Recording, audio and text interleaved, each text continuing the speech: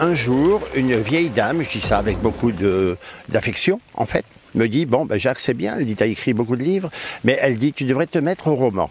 À la fois, j'étais un petit peu gêné, j'étais un petit peu flatté, et j'ai écrit un tout premier roman qui tournait tout naturellement autour d'un procès de sorcellerie.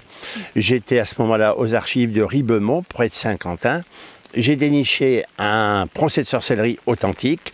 Il s'agissait d'une jeune fille de 18 ans qui a été témoin du bûcher de sa mère devant le parvis de l'église Senlis. Donc elle a vu brûler sa mère avec les odeurs, avec les craquements, les bruits, etc. Et au milieu d'une grande foule, puisque brûler une sorcière, ça donnait lieu jadis à de grandes fêtes, puisqu'on s'exorcisait du mal qui empoisonnait le village, on va dire, le territoire, la communauté. Hein. Voilà. Et puis j'ai continué à écrire des romans, mais je n'ai jamais perdu de vue un des thèmes favoris, un de mes sujets de prédilection, c'est-à-dire la sorcellerie en Flandre. J'ai écrit pas mal de choses, des contes, des nouvelles, qui tournaient autour des sorcières et autour du diable. Évidemment, on n'imagine pas une servante sans son maître. Alors on a bien compris que vous avez un intérêt tout particulier pour les Flandres, et puis on dit qu'ici on est au pays des sorcières. Vous pouvez un peu nous expliquer pourquoi on dit ça?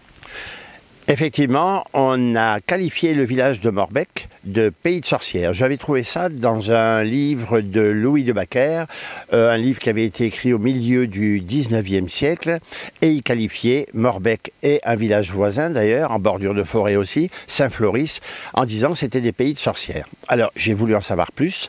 Effectivement, quand on regarde les archives, on s'aperçoit qu'à Morbecque, on a condamné des sorcières coup sur coup pendant une année avant la conquête de Louis XIV, la conquête des Flandres par Louis XIV. On a, une certaine année, en 1658, mis sur le bûcher une sorcière toutes les 6 semaines, pendant toute l'année. C'était quelque chose d'horrible. On a imaginé, évidemment, des raisons.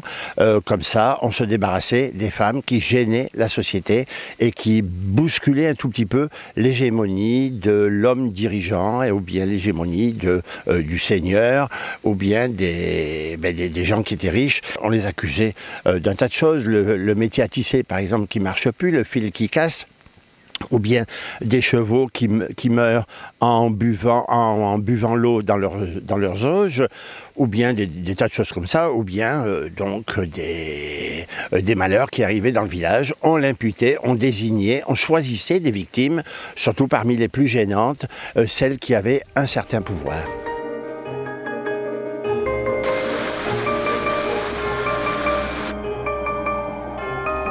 Exactement, les sorcières, on entend que leurs histoires ont toujours du succès, ça intrigue, on a envie d'en savoir plus. Et du coup, cette fameuse histoire de la sorcière Marie Grouët, est-ce que vous pouvez nous expliquer en quelques mots quelle est son histoire? Oui, ben voilà. Alors donc, ma grand-mère qui habitait donc en face d'un canal, à 2 kilomètres d'ici, on est toujours sur le territoire de Morbecque. Quand on était gosse, on passait nos vacances chez elle, la plupart de nos vacances chez elle. Et je me souviens, une fois, elle me demande d'aller chercher du café de l'eau dans le canal pour faire son café. Sachant qu'à l'époque, l'eau n'était pas polluée du tout. Mais elle m'a dit, fais attention, quand tu seras sur le petit pont, te penche pas trop, parce que si tu tombes dans l'eau, la Marie Grouët va te prendre. Et j'avouerai que, bon, je suis tombé dans l'eau. J'ai tellement scruté les fonds de l'eau pour chercher de l'eau pour son café. J'ai scruté le fond de l'eau, j'ai vu des choses qui bougeaient dans le fond, et je suis tombé dans l'eau. Et c'est un de mes frères qui m'a sorti de l'eau, et j'ai pleuré toutes les larmes de mon corps, et je n'invente rien, parce que la Marie Grouët, je ne l'ai pas vue. Et je me revois sécher devant l'âtre de chez ma grand-mère. Donc ça remonte à pas mal d'années, ça, avant les années 50 en fait. Et donc j'ai pleuré, tout le monde rigolait évidemment, hein, de ma crédulité. Et la Marie Grouët, au fond, je me suis dit, il y avait quelque chose en moi qui fait que un souvenir douloureux qui fait que il fallait qu'un jour je m'exorcise de cette déception en écrivant, en imaginant donc une Marie Grouët. J'ai donc enquêté du côté de chez ma grand-mère en pleine campagne, et j'ai dit c'est qui la Marie Grouët, comment on la voit? Bon, on dit elle vit au fond de l'eau, mais c'est une femme. Et, ah ben c'est une femme, ben oui, mais elle ressemble à une grenouille, elle peut respirer dans l'eau.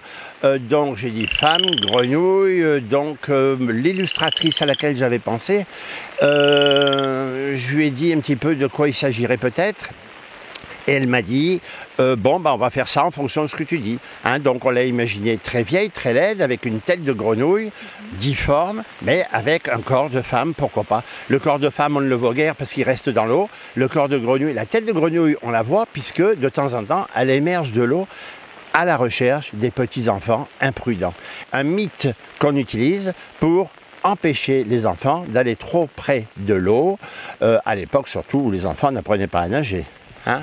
D'accord. Et vous savez un peu quelle est l'origine de ce mythe? Vous pouvez nous raconter d'où vient cette histoire, cette légende? Alors je vais commencer comme une belle histoire. Jadis, les belles histoires commencent comme ça. Hein? Une pauvre femme habitait au village. Elle venait, on ne sait pas trop d'où. Et elle s'est installée là avec ses 2 enfants.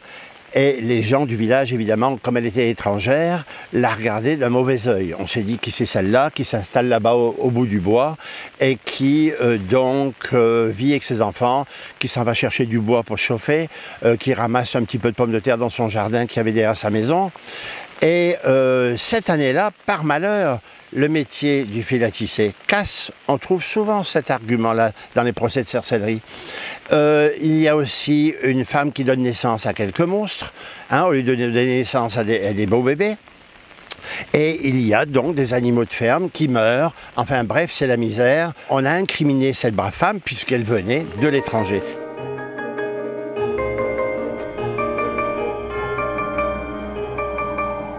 C'est un pauvre mendiant qu'on va désigner, on va dire, bon ben toi, on va te promettre un petit peu d'écus d'or, et puis tu vas aller brûler la maison de Marie Grouette. Donc pendant qu'elle était partie chercher du bois, le mendiant est allé accomplir sa tâche, il a brûlé la maison de la pauvre femme, mais il ne savait pas qu'il y avait les 2 enfants dans la maison.